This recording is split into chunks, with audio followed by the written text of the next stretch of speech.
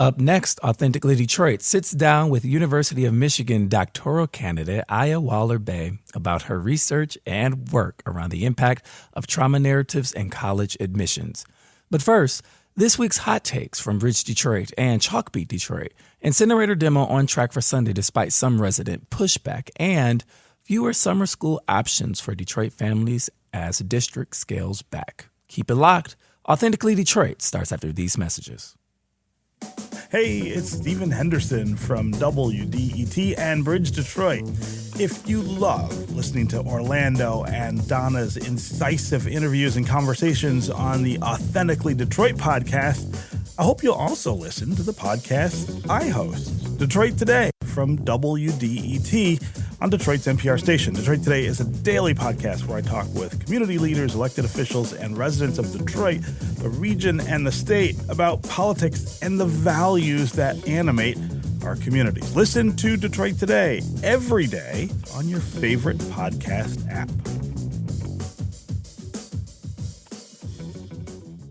Hey, y'all, it's Orlando. We just want to let you know that the views and opinions expressed during this podcast episode are those of the co-hosts and guests and not their sponsoring institutions. Now, let's start the show.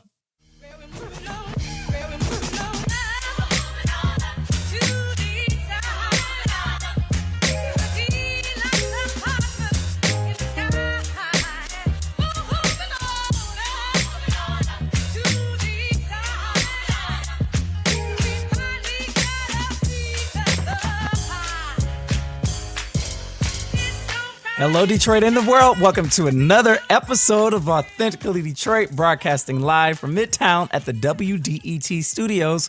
We are a content partner to BridgeDetroit.com. I'm Orlando Bailey, and Donna Givens-Davison has this Monday off. But we want to thank you for listening in and supporting our efforts to build a platform of authentic voices for real people in the city of Detroit. We want you to like, rate, and subscribe to our podcast on all forms. Today, I am joined by doctoral candidate Aya Waller-Bey. Aya, how was this blessed day finding you? It's finding me well. I'm so excited to be here. So thank you so much for inviting me on the show today. I can't wait. I am super excited to have you on. It's a little bit of a gray day, but I think we're welcoming the rain and, the grayness because folks' water bill is high because, we have this obsession with making sure our grass and stuff is green, even though yeah, we're going to sacrifice that. But no, it's good to see you.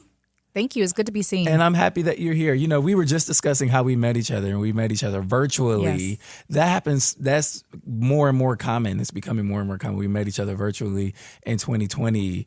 I was, sitting on the panel, and then we connected in person. And so I just want you to know, yet again, I've been a fan of yours ever since, especially since we connected, in person. So thank you. Yeah, I wanted to tell you, thank you for seeing me. Thank you. And I see you. I want to let you know I see you. Thank you. I appreciate that. Yeah. I'm also a fan. Oh, whatever. Thank you.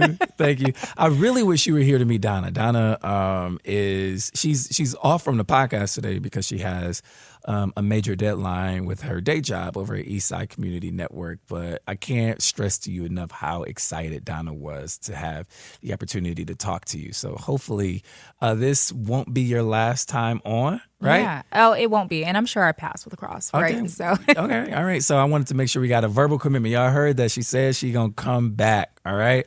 All right. Let's get into some hot takes where we run down some of the week's top headlines in the city of Detroit. So from Bridge Detroit, Jenna Brooker is the reporter who wrote this incinerator demo on track for Sunday despite some resident feedback. This story was published on Friday. And so the demolition of the incinerator happened this past Sunday, but we still want to talk about it. So residents living near Detroit's former incinerator pushed, but unsuccessfully, to delay the Sunday demolition of its smokestack, citing communication concerns and poor air quality in the city due to the Canadian wildfire smoke. Was y'all around in the city last week when that was a thing? yes. And I was walking outside with a mask on thinking, when will this end? Oh, my goodness. And so it was, I remember it was last Tuesday. I had a meeting at the Skillman Foundation downtown, and I went in and everything was fine. Like there was nothing really in the air. That meeting was about an hour. I got out of that meeting and there was a haze that filled the air. And I'm like, it smells like fire. I know. It was insane. And the Skillman, they fancy. The Skillman Foundation is right off the water. Absolutely. I can't believe this was from Canada, though. Yeah. It's disappointing. It's like Canada. Right. We were rooting for you. We were rooting for you. We need had y'all to have your job. stuff together. Right. Exactly. Because Canada is the country that everybody, at least from Detroit, when they get sick of America, say, I'm moving to Canada. Exactly. I'm over it. Like, y'all got health insurance, no guns. All of the things. Yeah. I know, right? So the Detroit incinerator closed in 2019 after decades of burning thousands of tons of trash per day. Since the city announced the demolition date to community leaders on May 26, neighbors have expressed concerns about a perceived lack of communication from the city and safety risks. City officials said they've taken, quote, above and beyond measures to inform neighbors, and the demolition was carefully planned. I don't know if you announce a demolition that is happening on June 11th on May 26th. I don't know if that's enough time. It is not enough notice. Enough notice to give people, right? But at any rate, it says District Manager Joshua Roberson said city staff covered a 1 mile radius on foot to deliver flyers informing residents of the demolition, which Roberson noted is 5 times what's required under industry standards. So we're gonna canvass a mile, and I want you to know that this mile is 5 times more than what is required. So they're going that. So hence the quote about above and beyond. Of course. All right. To reach, so he said, we wanted to go above and beyond and reach out to the mile, he said. So Robbie Moore, a board member at large for the East Ferry Warren Community Association, was one of several association members who distributed city demolition notices to neighbors on Tuesday. They canvassed in the residential area closest to the incinerator. And the quote says, the overwhelming response was that residents had not heard anything about the demolition or had maybe seen it happening, but they didn't know that the stack was being demolished. That's what Robbie told Bridge Detroit. So due to the Canadian wildfire smoke, Detroit's air quality in recent days is among the worst in the world out of 90 major cities. Detroit, on that Tuesday and Wednesday, we were like number 3 in the world, right. Number 3 or 4 in the world, putting it into the unhealthy category. For those of you who check the weather every morning, you would have seen that the weather app on your iPhone, I'm only talking to iPhone users, Android Respectfully. people.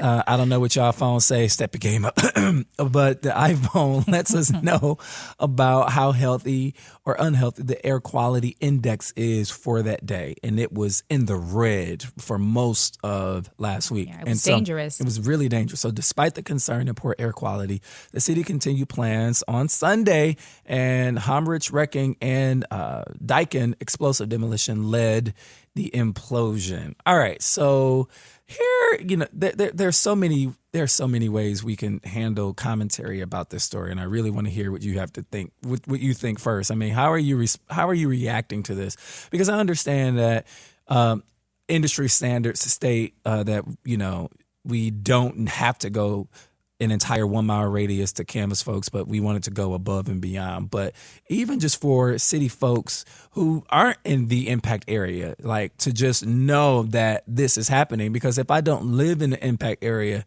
if I happen to have to drive by it, precisely, if I got to walk by it, right. if I got to catch the bus and pass by it, you know what I mean? Like, how should the city handle comms around issues like this?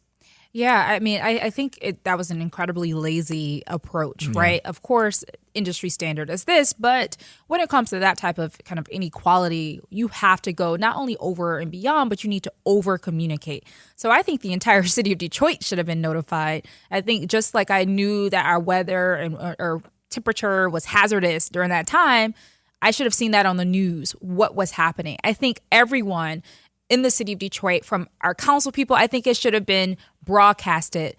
So everyone was knowledgeable, because like you said, particularly people in that community that has been suffering from, higher levels of asthma and sickness and illness, they're disproportionate as far as like income and accessibility. So They may, more likely to use public transit. They may, or, walking to the grocery store. And as you mentioned, people are moving and going, right, in this city. So I think it was incredibly lazy, dangerous, and harmful, to not go, to make sure that the entire city was aware of what was happening, and especially that May 26th to June 11th time frame. I mean, be for real, as the young people say.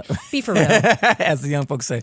A good friend of mine, Rashawn Foster, she goes by Son, a tremendous asset to the North End neighborhood, said that she had no idea that the implosion was happening. I know that she lives outside of that 1 mile radius that they canvassed, but she said she didn't and could not understand why she was coughing all day, right? And so, these kinds of things have, adverse effects and real effects on community, right?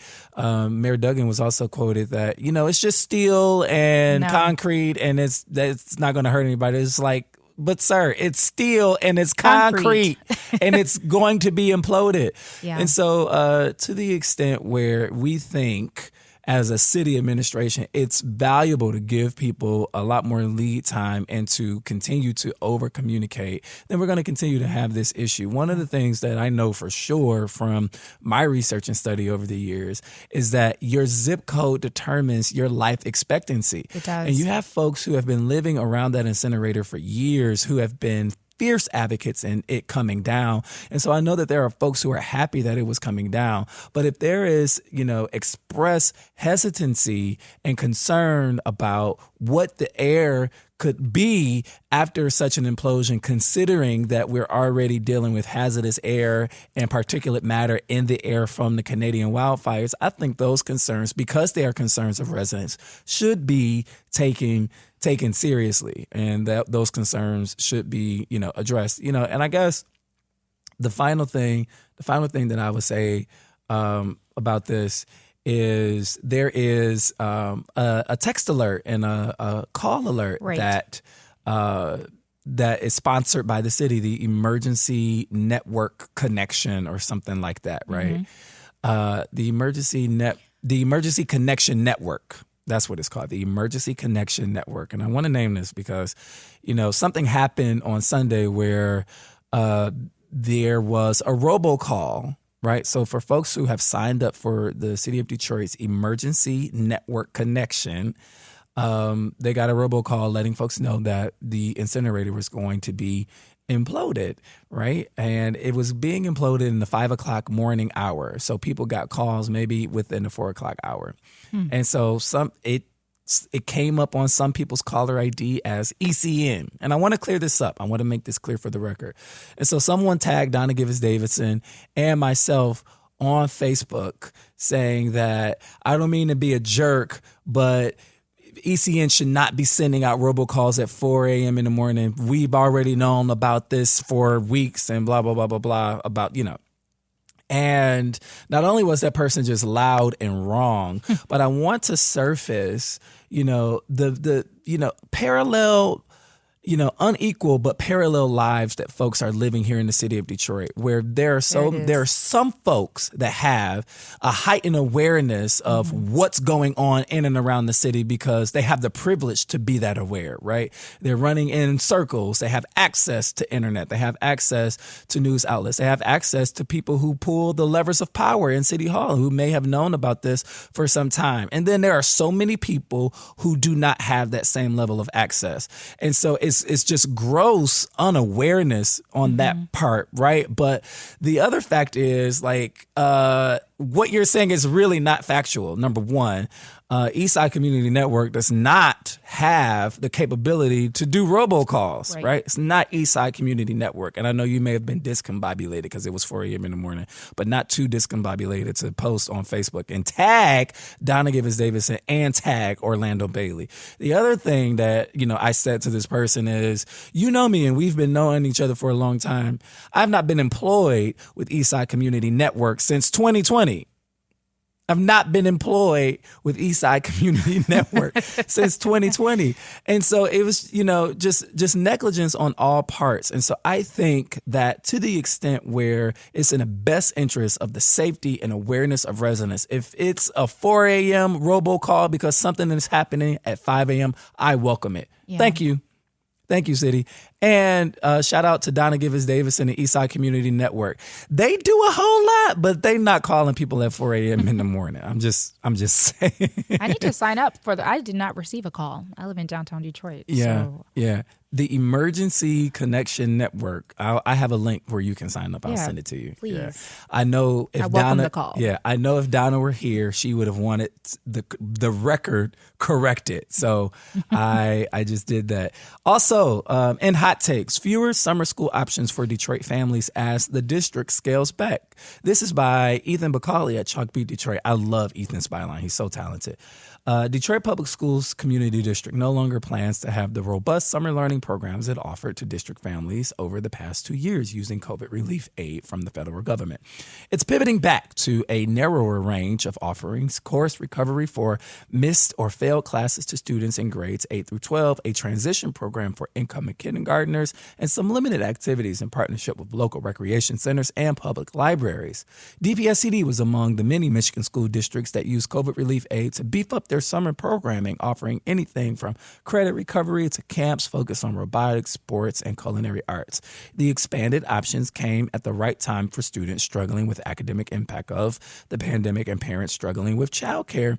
But DPSCD spent a combined $21 million on programs over the past 2 summers, and its summer learning experiences program was spotlighted by the White House in a tour by U.S. Education Secretary Miguel Cardona and First Lady Jill Biden. I was in her press corps when she was here, of summer school programs funded by COVID relief aid. But by the end of this school year, DPSCD will have spent or allocated $1.2 billion it received in COVID funding, and Superintendent Nikolai Vitti said it would be tough to justify continued investment in expanded summer school. So the summer programs helped keep some students engaged, he said, but they were not nearly as successful as officials hoped. There isn't concrete evidence, this is the quote, that summer school leads to raising student achievement in the aggregate because many students do not attend summer school, Vitti told families and community members at a virtual community meeting on Monday. When the district had COVID relief money to spend, Vitti said more than 40,000 K-8 students were eligible to attend, but only 900 signed up, and barely a third of them actually attended. And summer school is only 4 to 5 weeks, he said. So you really can't make up a whole year over the summer. It's great to offer it, but it's not directly linked to student achievement as a district. I hear you sighing. How are you responding to this? Oh, man, that response is disappointing. I think, first of all, I think what summer school is for and how it is being kind of discussed in this matter does not seem to adequately address how the needs that still need to be met by our students here in the city of Detroit. And I say that as someone who has nieces and nephews who are a part of our school district here, who are actually currently trying to identify programs. It's not just simply about, meeting educational needs or getting students up to speed. And also, we are still dealing with the fallout of COVID. I mean, our young people are still struggling from mental health to academic performance to athleticism. The whole gamut. Young people are struggling. Socialization, conflict resolution, you name it. So I think it is beyond giving them additional math prep, but also getting them into activities that can better, inform their learning and their socialization. So also, we are not addressing root causes. If there was a space and opportunity for, what was it, 4,500 or 45,000? I forget the number you quoted. The number was 45. I want to say it was 40,000. 40,000. If it's 40,000 and only 900 people are signing up and a third showing up, why? Perhaps we have not created the infrastructure to support that. Have we talked about transportation needs? Are we talking about food? Are we connecting the people who need it the most to the actual kind of programs? Are parents informed? Is information translated for our non-English speaking family members? I just think this is incredibly disappointing, and just we are not addressing the root causes. The answer is not stop the programs. No one is showing up. Why aren't they showing up? Yeah, it's interesting. And you know what? I am going to give you my take, but before I give you my take, we're going to take a quick break. So more on this story with DPSCD scaling back summer school program, and Aya and I will be right back. Keep it locked.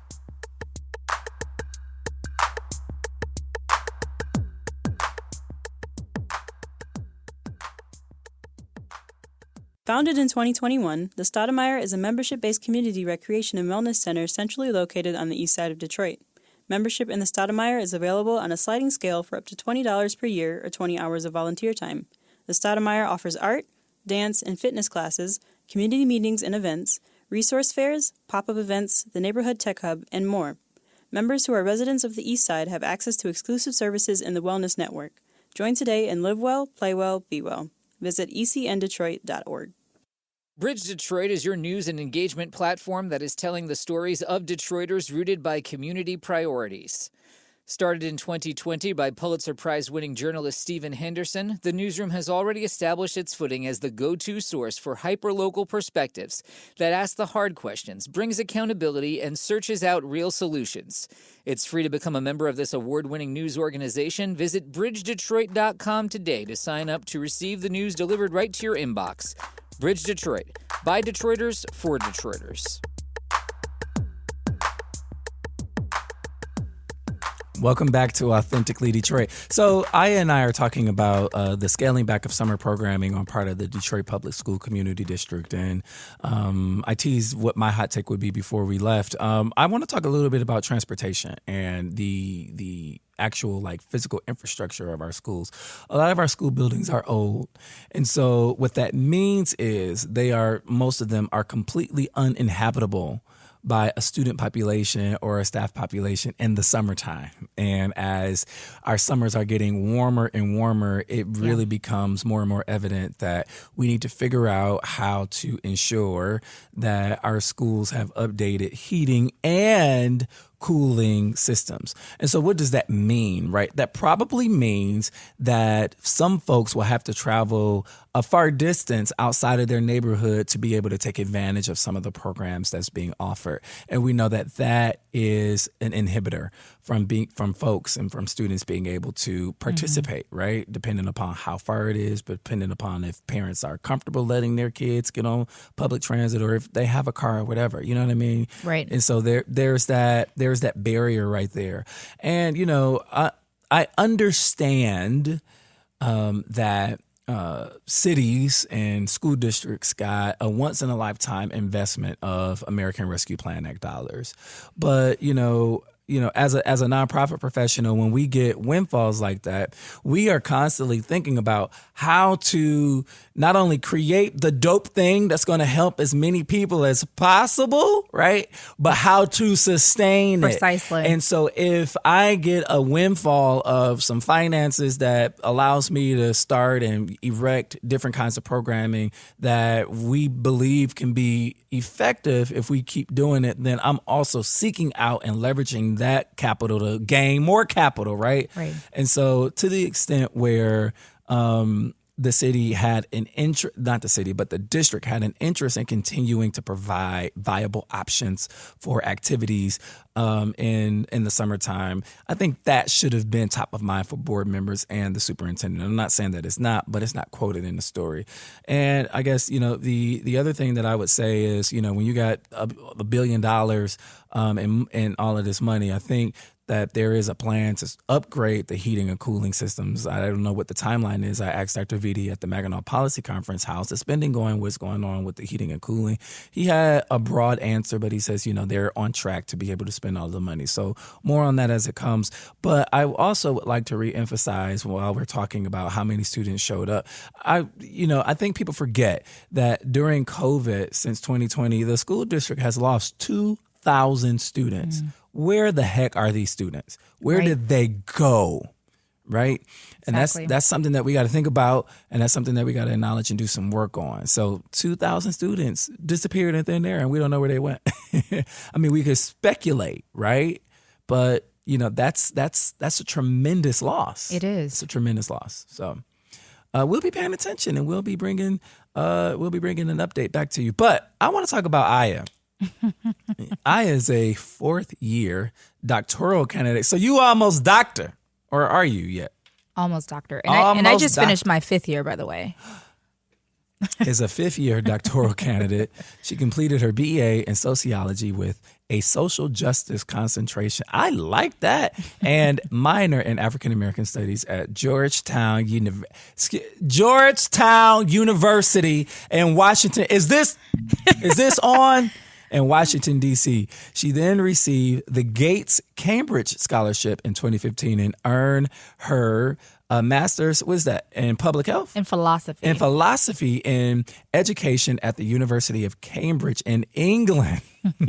Before beginning her doctoral work at Michigan, Aya worked in the Office of University Initiatives at Arizona State University as a University Innovation Fellow. She also worked as an admissions officer and coordinator of multicultural recruitment in undergraduate admissions at Georgetown University. Her dissertation research examines how Black students make sense of narratives constructed in college, personal statements, and how Black students respond to racialized expectations to narrate trauma in college personal statements. I love that framing as a journalist. You know I do, right? And so Aya recently had a piece published in The Atlantic. Yes, I did. She had a piece published in The Atlantic on June 7th, and I want to read a quote from it, okay? The year after I graduated from college, I worked as an admissions officer at a highly selective private university where about 12% of students who apply get in. My colleagues and I evaluated and scrutinized thousands of applications. I searched for the highest achieving students and the most thoughtful stories to satisfy the university's goal of creating an academically competitive, personally compelling, and racially diverse class. You better write. Before long, I realized that this job had constraints. I got the clear message that I should reward high-achieving students from historically marginalized backgrounds who also describe struggle and adversity in their admissions essays. That these students should have to prove their worthiness by putting their trauma on display seemed obviously unfair. Aya. Yes. Welcome again. Thank you so much for having me. Again. Thank you. Number one, I wanted to say thank you, right? I want to say thank you for allowing yourself to be a vessel, right? To push, a different kind of thought on how we approach our higher education. Really a different kind of thought on Black exceptionalism and excellence, because it's, sort of all interconnected. I want to ask you first, because you're new to the show, and I want the listeners to sort of get an idea, an introduction as to who you are. Tell me a little bit about your background, like where you grew up, who raised you, is what I want to know.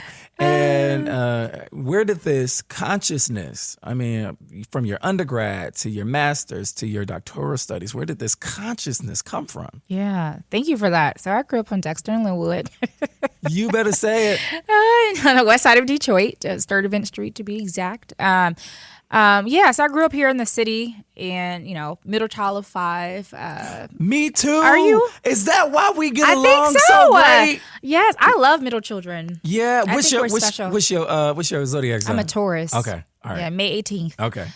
Just like Malcolm Happy X. belated birthday. Thank you. Thank you so much. So yeah, middle child of 5, grew up with both my parents, went to Renaissance, all that jazz. But early on, I was pegged as a very high achieving student. So as early as Head Start, I was reciting Langston Hughes, and I had a lot of educators, Black educators, largely Black female educators, say something is special about this child, something special about this girl. So throughout my entire kind of K through 12 education, I was often tapped for summer programs. I was often invited to participate in opportunities, college tours, etc. While in high school, a program came to Renaissance, and it was for first-generation low-income college students. And it was a free program, a summer program, college prep at Princeton. So I applied to that program, got in with several other students from Renaissance, and got on my first plane ever to Princeton, New Jersey to spend 7.5 weeks at Princeton for free, receiving college access support, college tours, etc. While in that program, we received support on our college applications, right? And some of the support that I was receiving at the time was, how to draft an essay, how to tell the story. And there was a moment in that process where I learned that certain types of stories were more compelling, right? And that certain types of narratives would kind of be received better than others. So I was encouraged to kind of, tailor my essay to be more compelling. And that word really stuck out with me. Compelling, right? So what does it mean to be compelling? Yeah, you tell us. Compelling to whom, for what purpose? And for me, compelling meant, let's pull on some heartstrings here. Let's tell them about growing up in Dexter and Linwood in Detroit, right? Okay. And, I told a story that represented a very difficult moment, a very traumatic moment coming home from school. And I wrote about that in my college personal statement. Fast forward, going to Georgetown, being an undergraduate student, I was often in positions where I was retelling my story. I was encouraged and asked and invited to speak to donors and be on panels or be profiled for the website. And I always felt like I could never just be Aya, this high achieving student, this student leader. I was Aya, this Black girl from Detroit, low income student from the hood. That had to be a part of my narrative. It just wasn't enough just to be Aya. And then I got to see it firsthand. Hold on. Wait, before you go. Yeah. Want to just sort of sit in that for a second. It wasn't enough to just be Aya. Unpack that. Yeah, you say that because I'm like, Aya is so amazing. Aya is dope. Right. Yeah. So what that meant to me at the time was I wasn't an individual. So I was entering these spaces not only as Aya, but as a Black woman. I had to carry the team, put your team on your back. So I was denied my individualism because what I did, the stories I shared had to be indicative of the entire Black experience. And therefore, I could not just represent me and my singular self. And you can say on one hand, okay, I'm proud. Like I'm doing well. I'm at this fancy school. I'm at these fancy institutions. But I don't represent the entire Black experience, right? There's no one not a monolith. Black experience, precisely. So what it did for me was, okay, everything I did, it was on behalf of Black people. I had to represent Black people. I had to be palatable to certain spaces. I had to fulfill racial stereotypes in others.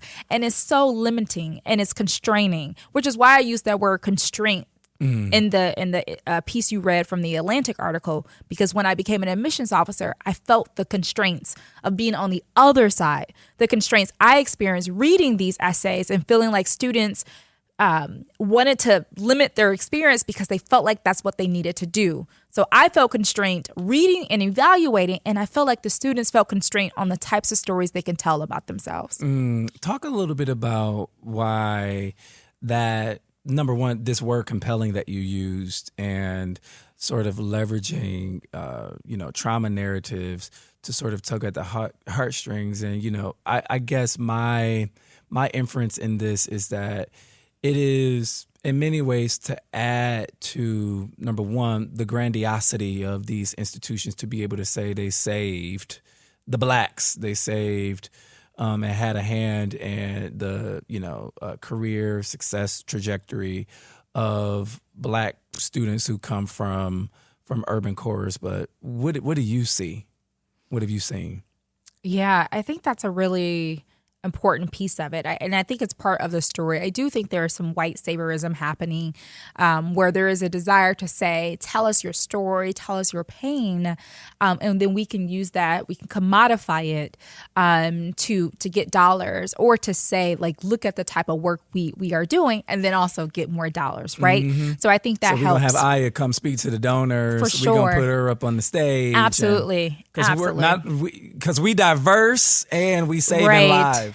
Precisely. And that always frustrated me as well, because, there would be hyper visibility of narratives of trauma and pain, but the students would be so underrepresented, right? Or students of color, Black students felt invisible, yet their narratives and stories were hyper visible, right? So that dissonance there, it never made sense to me. You have that one person that you saw on the pamphlet, the website, the brochure, the panel, and then they were the only Black person studying, economics at the university. And I'm speaking to, I went to, historically white and predominantly white universities. So this was certainly more prevalent. But I do want to note that the students that I interview in my research, they attend both PWIs and HBCUs too. So this is not just limited to Black students applying to or attending predominantly white institutions. Black students everywhere were saying, my teachers, my counselors, those people in that nonprofit told me that I needed to tell this story that had some type of trauma salience that people would then see that I am a Black student, right? It was linking their Blackness, linking their lived experiences, linking their racial identity to trauma and to struggle. And they're like, I just want to write about loving computer games. Like, why can't I talk about computer games? Like, he gets to talk about computer games, but I can't. And it's so harmful to reduce people to their pain. We're so much more robust, and there's so much more about our identities. To reduce people to their pain. Yeah. I want to thank Trabian Shortis for this language. Trabian Shortis is the founder of Be Me Community, and this language around asset framing. Yeah. And starting from a place where there is abundance, Yeah. right? And because these trauma-based narratives not only infiltrate the psyche of the young person to tell so that they can get in college, but it is also a part of the nonprofit industrial complex with how we write For sure. grants. It's a part, Absolutely. you know what I mean? It's a part of the annual reports for philanthropic foundations. Absolutely. And, this is something that is pervasive in many areas of our society. Why do you think it's so pervasive? Because it works. It's pervasive because when you have your 5 Black students or Hispanic and Latinx students speaking at the annual ceremony, you raise dollars because people say, look, our money is making a difference. Not structurally, of course, but we're making a difference on the lives of these 5 young people. So I think a part of it is people see how successful they can become with telling stories in particular ways, and how universities and nonprofits and institutions, they eat it up. They eat it up, and I always tell people, my work isn't to say, hey, young person, you don't tell this story about your trauma. I'm not telling young people that they can't tell a story that they think is important to who they are. I think every person has a right to tell their story in their own words and on their own terms. What I'm saying is, this is not your only story. You should not feel forced to do that, and that institutions don't have ownership of your stories and their narratives. You do. And I want to encourage people to think about the agency that they have to tell their stories, because that is the issue. It's not the act of telling. It is reducing people. It's commodifying. It's exploiting them. And it's the taking, the stealing, the pillaging of people's narratives that I think is incredibly harmful. Let's talk about ownership and let's talk about agency when we come back. But we're going to take our last break for today. More with Dr. Aya, future Dr. Aya, when we return. Keep it locked.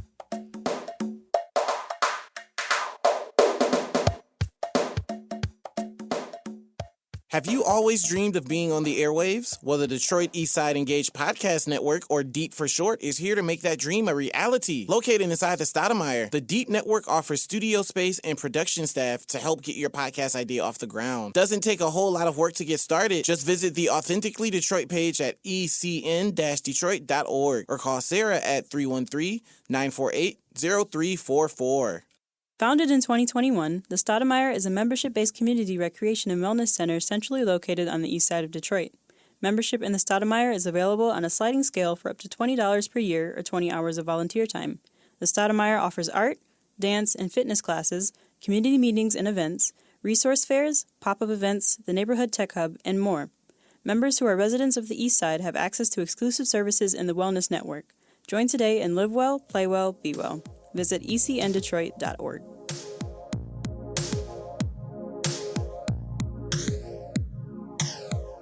All right, welcome back to Authentically Detroit. I want to talk a little bit about ownership and agency. You talked about it around, sort of owning your story.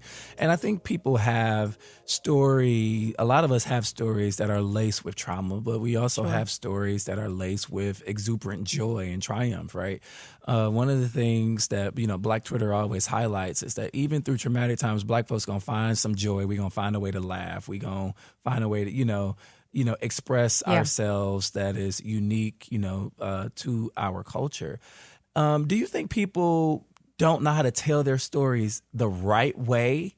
You know what I'm saying? And are we giving enough thought to the pieces of other people's stories that we tell when we tell our own? So I remember last year, I had just had it with hearing from everybody Black who made it, how they came from nothing and how much they love their mama though. And they, you know, their parent. And I'm just like, so I wrote a post on Facebook.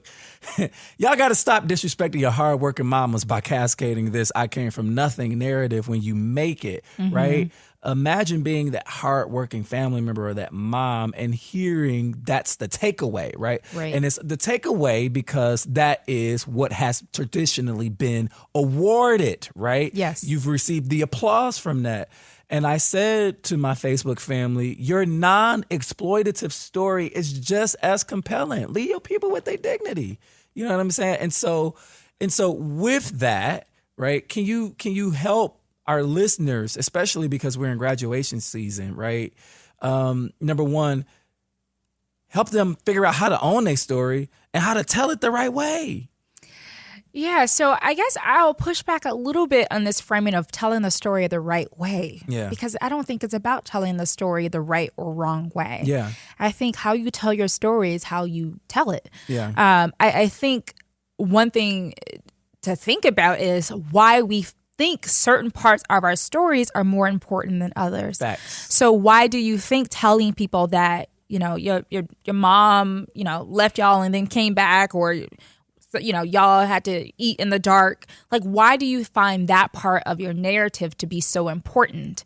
And you said it earlier, people reward the stories of struggle and hardship because it speaks to our like commitments to meritocracy and our ability to pull ourselves up. I think people like to see the underdog. People like to see people who've come from nothing get something. I think it helps us all believe that we too can do it. So I think something about that is admirable to a lot of people, which is why they receive it so well. Because people hate the folks who, you know, didn't have to get it out the mud. You know, we resent those people. We're like, oh, yo, you had an inheritance? Like, you don't have to work for anything. So I think what I will tell people is, young people in particular, when they're telling these stories about their parents and their siblings, and I am guilty of this. I was talking to Orlando about this earlier. Like, I have told stories about my life thinking these are my lives. This is my story, so I get to tell it. Meanwhile, I'm talking about things that my parents had to endure, things my siblings had to endure, and is it fair to them? So I always ask young people, does your mama know you're talking about her like this? Does she know you wrote this essay about her? If not, ask herself why and try to be in conversation. Now, there is the entire piece about, you know... go ahead. Number one, I love that. Yeah. Because oftentimes in the Black household, we don't have conversations like that. And so what you're also pushing is this consciousness of, you know, making sure that these stories are non-exploitative, right? Yeah. But you're also pushing conversation and connection around whatever may come Precisely. up. And that's, I mean, I really think this comes to unprocessed trauma. I'll say this. When I've interviewed students, some of them told me the stories that they wrote about, and I've got a chance to read them. And they said, I've never spoken to anyone about this before. Or they'll say, this is the first place I felt comfortable to tell this story in this essay. Think about that. So mom and dad is there. They may have had access to mental health supports. And they said, it was in this essay that I'm writing to submit to complete strangers, right? Because most people don't know who's reading their stuff on the other side, right? This was the first place I felt comfortable doing this. So what I'm challenging all of us to think about is how can we create environments at home or in the classroom where people feel comfortable having these conversations and that they're not spilling their heart out, spilling unprocessed trauma and feelings on a sheet of paper for, you know, the golden ticket, right, for admissions or whatever scholarship or fellowship or grant, right? We see it all the time. So I do think there's an opportunity there to have more conversations within the household to say, all right, mom, this happened and it messed me up. Like, you said this and it hurt me, you know, or I experienced this and I did not like how it made me feel. I want to write about it. I think we need to have those conversations, and that starts for having some open. We really gotta stop sweeping stuff under the rug and kind of pull up that carpet, because I think what happens is people feel like the only place where they can talk about it is on their Facebook post when they're graduating, in their college essay, or that scholarship essay. We've seen it there too, right? They think it's the safest place, or the only place where talking about their pain actually benefits them. It's these platforms, and I think that is a huge problem. Yeah.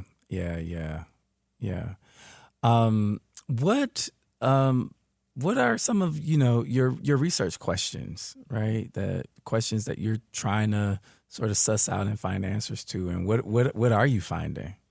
Ooh, how much time do we have? We got about 10 minutes. Okay. All right. So, I mean, my research, I asked, how might Black students respond to the expectation to disclose trauma in college personal statements? How do they make sense of the expectation to do it, right?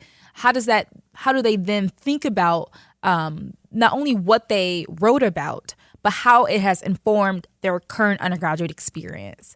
I also interview admissions officers from private universities across the country, and I asked them about how they make sense of the trauma that they encounter in college personal statements. So you notice here, I am operating under the premise that trauma narrate is a thing, like it is happening, right? So that's the premise that I'm operating. Yes. Right, precisely. And that is corroborated by my participants across the gamut. They see it, it's happening. You can go on Twitter right now and search trauma narratives and essays, and 10,000 tweets will pop up. I have a whole folder on my phone of just trauma tweets, okay?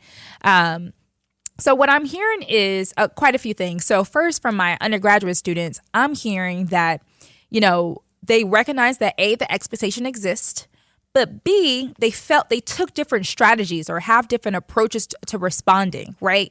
So one thing that surprised me, and this might surprise our listeners, is not everybody does this. Like, not everybody tells a trauma narrative to get in or to win it or whatever, right?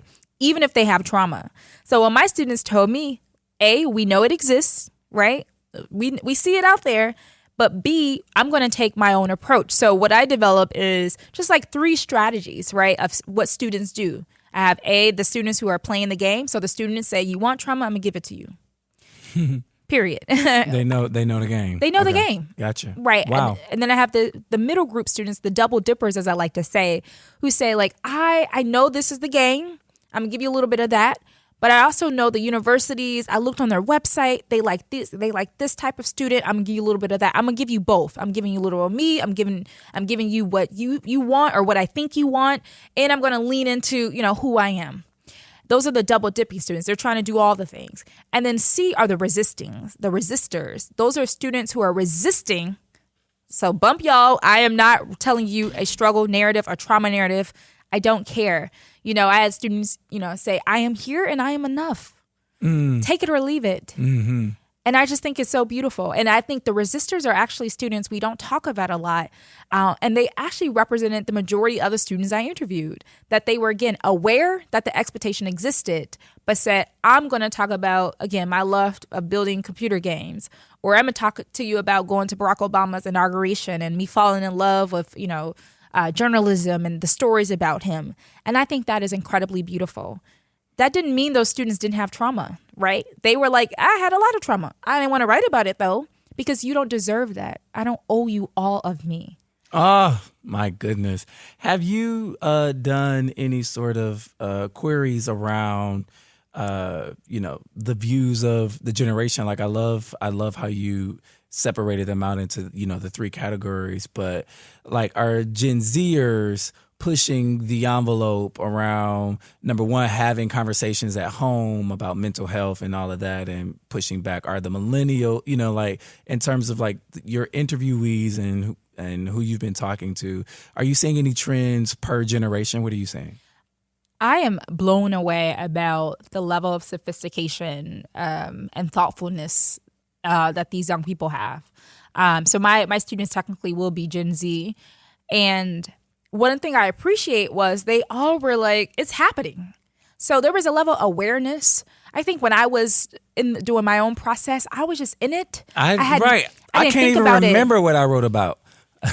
Look, see, I still have mine. But I don't. But I was such a happy kid. Okay, right. I can see that. Yeah, That's I was mainly a happy kid. I was serious too because I took everything so seriously. But I was happy. My parents had built a life around me that shielded me from a lot of stuff. That's right. beautiful. I remember being shocked when I walked on the campus of Eastern Michigan after they left, and I'm like, oh my God, what am I supposed to do? Yeah. But it wasn't a trauma-based essay. Yeah. No, the students are, it's interesting because I just think they're hyper aware. We talked about agency, right? Yeah. So I think they're just more aware. If they're going to write about trauma, they know they're doing it because they're going to play the game. Right. There's a level of intentionality and strategy that I feel like we didn't have. Yeah. And then they're also saying, absolutely not. Like, we do not care about what your desire. You're not about to pimp my trauma, right? I have the grades, I have the test scores, I have the extracurricular activities, and I'm the shit. So you're either going to admit me or you're not. And that's what my participants were saying. And I was like, look at y'all. I'm interviewing them. So I'm professional. But in my mind, I'm like, I'm so proud of you. I'm proud of all of that. Listen, all of my participants are admitted students. So that's also one thing to think about, that they took these 3 different routes, but they're all in. They all got in, right? So they all had the qualifications to get in. So there's opportunity to tell a different type of story and still gain admissions too. So that's not the end all be all. And I'll say this, the one thing about my admissions officer participants, now that right there. Yeah, I want to know, who are they? Opening. I know. Mostly white? Mostly white. Admissions officers in this country are overwhelmingly white and overwhelmingly white women, except at the leadership where they tend to be white men. And there, I asked them, do y'all want to read trauma narratives? Straight up. Like, is this what y'all want to read? That was the question? Yeah. Okay. That's one of the many questions, but I asked straight up because I'm like, let me get to the bottom of this, okay? Let's hurry this up. And they're like, we want to read about what the students want to write about. Okay. That's a very PC answer. I say, sure. Okay. So if a student has a trauma, I say, how do you respond to that? Well, it can give us context about the student. It allows us to know a little bit more about their background. It helps us advocate for them for certain opportunities. If we're able to say, look at what Orlando has been through, yet Orlando still has all A's, we can then say this student, this Orlando, deserves to get in, right? So I said, that's very interesting, because does that mean if Orlando chooses not to write about this trauma, is he put at a disadvantage? Right? Because if you're saying the trauma helps you provide more context, you get to learn more about the student, you can advocate for them. What does it mean for a student not to talk about trauma? Because you're saying it's providing some type of value, right, in this process. And I felt like there was some ambivalence there. There was a lot of back and forth between, we want to read about the trauma if you write about it because it actually helps us advocate for you and it helps us build our classes in more diverse ways, right? But also, we don't want you to feel compelled to talk about the trauma. We don't want you to feel forced. So to a certain extent, they were like, it's agency. Do students feel forced to do this? But they said they were not the people forcing the students to do it, and put a lot of the onus on nonprofits, as we talked about earlier, who are supporting students, particularly historically underrepresented, Black students, low income, first gen. They said those are the culprits. Those are the people forcing these students to pour out their trauma on the page. We're just responding to what we see, and that's what we see. So eye-opening, to say the least. Absolutely. Wow, that is wow. Yeah. But let me ask you this: what kind of questions, what kind of prompts are these colleges and universities giving these students? Talk about a time. You know what I mean? What are you seeing there? That's an interesting thing. So the way that the college admissions process has evolved, most students who are applying to 4 universities in this country are using the Common App.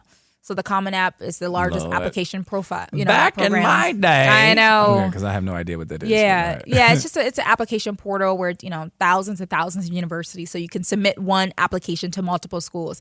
So they actually list 6 or 7 prompts. So it can talk about somebody who inspired you, and then there's one that's choose your own topic.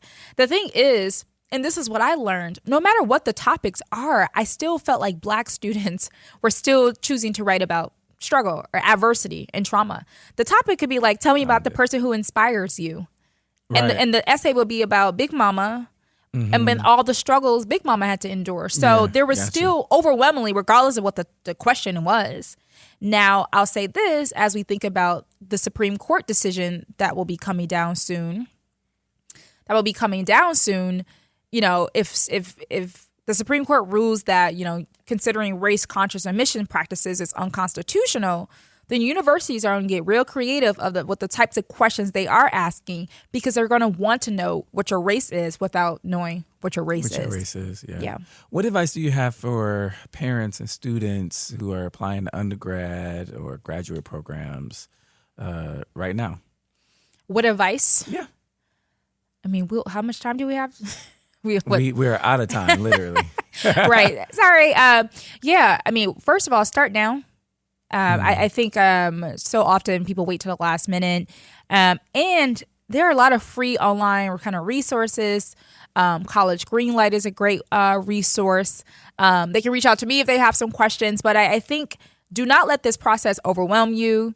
You do not need to, I'm going to say this loud. You do not need to apply to 150 schools. I know we see those news reports of those young people who are applying to, 150 universities and getting $3 million. You do not have to do that. Find your 10 universities. Okay, map out when the deadlines are. Start writing those essays the summer before your senior year, and apply as early as you can. But do not apply to 150 schools. You don't have to do that. So start early for sure. Future Dr. Aya, thank you. Thank you so much for sharing so much with us. You're going to come back, right? I would love to be back. This was not enough time. I know. There's so much I wanted to talk about. I know. And so you make a list and send it to us, and we're going to have you back for part 2. Okay, perfect. We promise to bring you back, all right? But if you have questions or research topics or news items that you want us to discuss on the podcast, hit us up on our socials at Authentically Detroit, on Instagram, Twitter, and Facebook at Authentically Detroit, or you can email us at authenticallydetroit@gmail.com. How can people, stay tapped in with you and your research and your journey? Because it's so dope. Oh, thank you so much. Well, first, you can always follow me on Twitter at Aya__Marie. Also Instagram. I follow her on Twitter. Yes, you do. In Instagram of the same name, Aya__Marie. And also I have a website, Waller-Bey.com. You can visit that. You can shoot me a message. But I love to be in community and conversation with folks, so feel free to reach out. Let's talk. All right, y'all. It is time for shout-outs. You got any shout-outs? You want anybody you got to shout out? Do I have anybody I want to shout out? Mm-hmm. Oh, my God. I want to shout out so many people. I want to shout out to my parents. Hey, y'all. Hey, Mom and Dad. And I want to shout out to my amazing line sisters of Alpha Kappa Alpha Sorority Incorporated, Pi Tau Omega Spring 2022.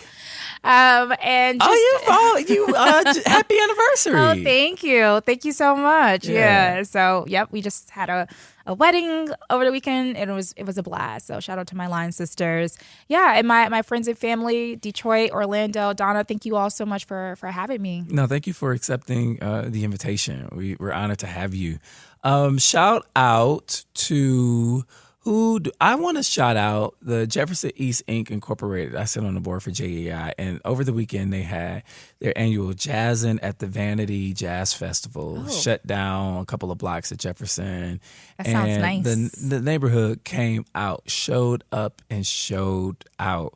So shout out to them and the amazing work that they're doing, and providing, something for our folks to do on the weekends. It was beautiful. I love that. Shout out to Alex Allen and the Chandler Park Conservancy. They also had a music festival at the beautiful Chandler Park. And Chandler Park Conservancy is an organization that grew out of Eastside Community Network. And so Donna has worked on it. I have worked on it. So we're always excited to go back to Chandler Park. And also all of my Bridge Detroit colleagues, and to you, thank you once again for coming on. We got to have you back. Yeah. All right, Donna, get that stuff in, Donna. We love you. We miss you.